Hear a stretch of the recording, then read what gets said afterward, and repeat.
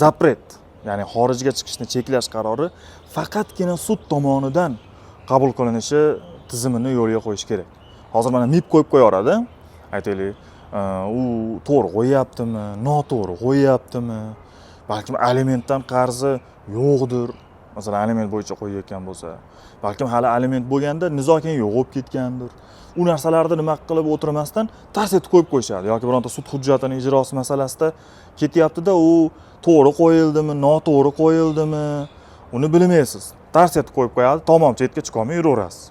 Uni endi bekor qildirish uchun, ya'ni nima haqiqiy emas yo qonunga xilof deb topish uchun siz ma'muriy sudga berishingiz kerak, 10 kunlik muddatda berishingiz kerak.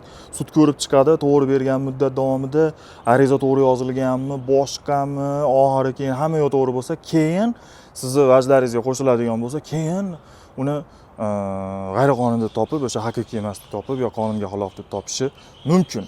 Bunaqangi bir nima deydi, sansolarlikni oldini olish uchun yaxshisi sud orqali zapret qo'yish jarayonini, o'sha cheklov qo'yish jarayonini yo'lga qo'yish kerak, shunday tizimni qonunga o'zgartirish kiritib. Chunki bu odamning eng muhim huquqlaridan bittasida. Masalan, hozirgi kunda o'sha odamlar ancha mablag', moddiy jihatdan yaxshi bo'lyapti, dunyo ko'rishni xohlayapti, chetga chiqish hammani uzviy o'zini huquqi. Mana shu huquqdan mahrum qilish faqatgina sud tartibida bo'lishi kerak.